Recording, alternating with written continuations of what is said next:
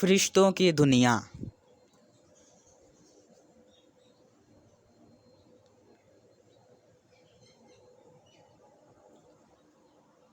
فرشتے اللہ تعالیٰ کی نوری مخلوق ہیں جنہیں ان کی اصلی شکل و صورت میں دیکھنا انبیاء کرام علیہ السلام کے علاوہ کسی اور کے لیے ممکن نہیں۔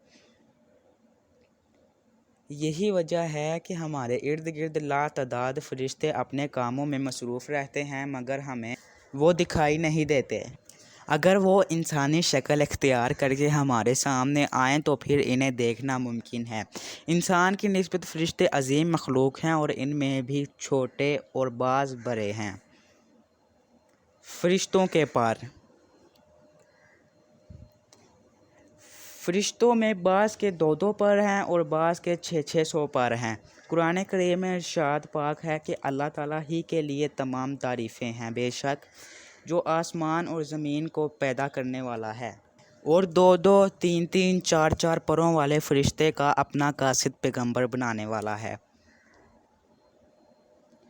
بعض روایات کے مطابق جبرائیل امین علیہ السلام کے 600 پر دیکھے گئے ہیں اور ہر پر نے آسمان کو گھیر رکھا تھا۔ ان کے پروں سے مختلف رنگ اور قیمتی موتی بکھر رہے تھے۔ فرشتوں کی قد و قامت۔ وہ فرشتے جنہوں نے عرش اٹھا رکھا ہے ان کے قد و قامت کے بارے میں سیدنا انس رضی اللہ تعالیٰ عنہ سے مروی ہے کہ حضور نبی کریم صلی اللہ علیہ وآلہ وسلم نے ارشاد فرمایا، عرش کو اٹھانے والے فرشتوں میں سے ایک فرشتے کے بارے میں مجھے یہ بتانے کی اجازت دی گئی ہے جس کے پاؤں سب سے نیچے 7ویں زمین میں ہیں اور ان کے کندھوں پر عرش ہے۔ اس کے دونوں کانوں اور کندھوں کے درمیان اتنی دوری ہے کہ اسے طے کرنے کے لیے پرندے کو 700 سال کی پرواز چاہیے۔ وہ فرشتہ کہتا ہے، یا اللہ تو پاک ہے جہاں بھی ہے اور جہاں بھی ہو۔ فرشتوں کی ضروریات۔ اللہ تعالیٰ نے فرشتوں میں شادی بیاہ کی حاجت نہیں رکھی، اس طرح انہیں کھانے پینے سے بھی بے نیاز کر دیا ہے۔ اس کی وضاحت قرآن مجید میں مذکور سیدنا ابراہیم علیہ السلام کے اس واقعے سے ہوتی ہے جس میں ہے کہ ابراہیم علیہ السلام کے پاس فرشتے آئے تو آپ علیہ السلام ان کے لیے فوراً گوشت لے کر آئے مگر انہوں نے اسے تناول نہیں کیا۔ اللہ تعالیٰ نے فرشتوں کو ہماری سستی، بیماری، سستی، کاہلی، دکھ، تکلیف، تھکاوٹ اور اکتاہٹ وغیرہ سے محفوظ رکھا ہے۔ وہ دن رات فقط اللہ کی اطاعت میں اپنے کاموں میں مصروف رہتے ہیں۔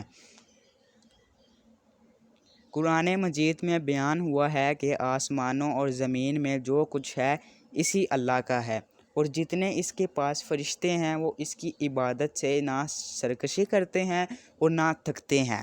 وہ دن رات اللہ کی تسبیح بیان کرتے ہیں اور ذرا سی بھی سستی نہیں کرتے۔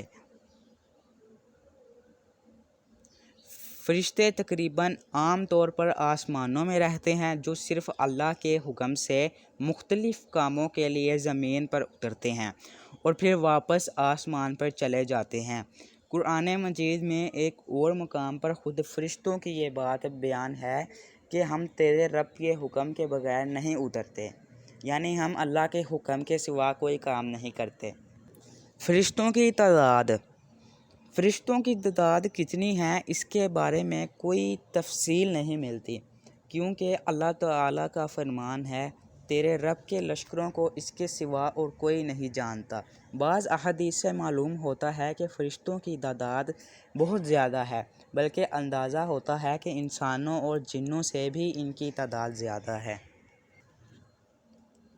سیدنا ابو ذر رضی اللہ تعالیٰ عنہ سے مروی ہے کہ اللہ کے رسول صلی اللہ علیہ وآلہ وسلم نے فرمایا، آسمانوں میں کہیں 4 انگلیاں جگہ بھی ایسی نہیں جہاں کوئی نہ کوئی فرشتہ سجدہ زیر نہ ہوا ہو۔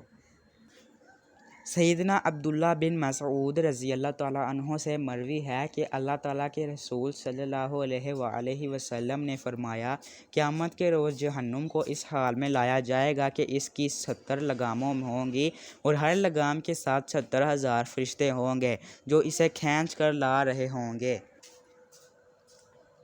فرشتوں کی ایک اہم خاصیت یہ بھی ہے کہ وہ اللہ تعالیٰ کے حکم سے اپنی شکل و صورت کے علاوہ کوئی اور صورت بھی اختیار کر سکتے ہیں۔ یہ صورت کسی ایسے انسان کی بھی ہو سکتی ہے جسے دیکھنے والے پہچان لیں۔ انسانوں کے علاوہ کسی اور جاندار کی صورت اختیار کرنے کی فرشتوں کو طاقت ہے یا نہیں، اس کے بارے میں قرآن و سنت میں کوئی صراحت یا ذکر نہیں ملتا۔ البتہ ان کی انسانی شکل اختیار کرنے کے واقعات ضرور ملتے ہیں، جن سے یہ اندازہ ہوتا ہے کہ فرشتے اللہ تعالیٰ کے حکم سے دیگر شکلیں بھی اختیار کر سکتے ہیں۔ سیدنا ابراہیم علیہ السلام کے پاس فرشتے انسانی شکل میں آئے اور ابراہیم علیہ السلام ان فرشتوں کو پہچان نہ پائے۔ پھر فرشتوں کے بتانے پر آپ علیہ السلام کو معلوم ہوا کہ یہ انسان نہیں ہیں بلکہ یہ تو فرشتے ہیں۔ سیدنا مریم علیہ السلام کے پاس جبرائیل امین علیہ السلام انسانی شکل میں تشریف لائے تھے، اور جبرائیل امین علیہ السلام سوائے 2 مرتبہ کے ہر مرتبہ نبی کریم صلی اللہ علیہ وآلہ وسلم کے پاس انسانی شکل میں تشریف لائے۔ فرشتوں کی طاقت۔ اللہ تعالیٰ نے فرشتوں کو انسانوں اور جنوں سے کئی گنا زیادہ قوت و طاقت عطا کر رکھی ہے۔ حضور نبی کریم صلی اللہ علیہ وآلہ وسلم نے جب طائف کے مقام پر وہاں کے لوگوں کو اسلام کی دعوت پیش کی تو آپ صلی اللہ علیہ وآلہ وسلم پر وہاں کے لوگوں نے ظلم و جبر کی انتہا کر دی اور حضور نبی کریم صلی اللہ علیہ وآلہ وسلم کو لہو لہان کر دیا۔ تو اس مقام پر سیدنا جبرائیل امین علیہ السلام تشریف لائے۔ انہوں نے آواز دی اور کہا کہ اللہ تعالیٰ حضور نبی کریم صلی اللہ علیہ وآلہ وسلم کے بارے میں آپ کی قوم کی باتیں سن چکا ہے، جو انہوں نے آپ کے خلاف اقدام کیا۔ وہ بھی دیکھ چکا ہے آپ کے پاس اللہ تعالیٰ نے پہاڑوں کا فرشتہ بھیجا ہے۔ آپ ان لوگوں کے بارے میں جو چاہیں اس فرشتے کو حکم دیں۔ اس کے بعد پہاڑوں کا فرشتہ مخاطب ہوا۔ اس نے حضور نبی کریم صلی اللہ علیہ وآلہ وسلم کو سلام کیا، پھر عرض کی، اے اللہ کے رسول، آپ جو حکم دیں گے میں اس کی تعمیل کروں گا۔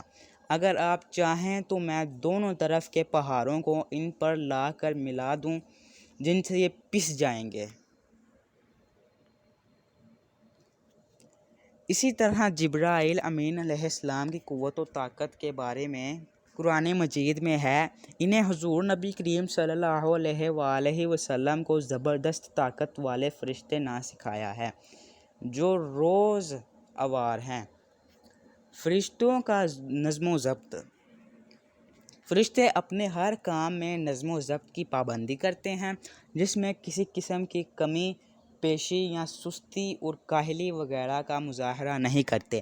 جن فرشتوں کی جب اور جہاں ڈیوٹی شروع ہوتی ہے وہ اس وقت وہاں پہنچ جاتے ہیں اور ایسے احسن طریقے سے سر انجام دیتے ہیں کہ فرشتوں کی موت۔ جس طرح انسانوں کی پیدائش اور موت کے مختلف مراحل ہوتے ہیں، فرشتوں کے لیے یہ مراحل نہیں ہیں، یعنی دنیا میں نئے انسان پیدا ہوتے ہیں اور پہلے موجود انسان فوت ہو جاتے ہیں، لیکن اس کے برعکس جب اللہ تعالیٰ نے فرشتوں کو پیدا کیا ہے تب سے وہ زندہ ہیں اور قیامت قائم ہونے تک جب اللہ پاک چاہیں گے وہ زندہ رہیں گے۔ تب تک اللہ تعالیٰ کی طرف سے انہیں جو ذمہ داریاں دی گئی ہیں انہیں احسن طریقے سے وہ پورا کرتے رہیں گے، لیکن جب قیامت آئے گی تو یہ فرشتے بھی موت سے دوچار ہوں گے، کیونکہ ہر جاندار کو موت کا ذائقہ چکھنا ہے۔ پھر ایک ایسا وقت آئے گا جب کائنات میں اللہ تعالیٰ کے علاوہ کوئی اور چیز زندہ نہ رہے گی۔ اسی صورتحال کو قرآن مجید میں اس طرح بیان کیا ہے کہ زمین پر جو ہیں سب فنا ہونے والے ہیں، صرف تیرے رب کی ذات جو عظمت اور عزت والی ہے وہی باقی رہ جائے گی۔ اسی طرح ایک اور مقام پر ارشاد ہوا کہ ہر نفس کو مرنا ہے۔ بے شک۔ السلام علیکم۔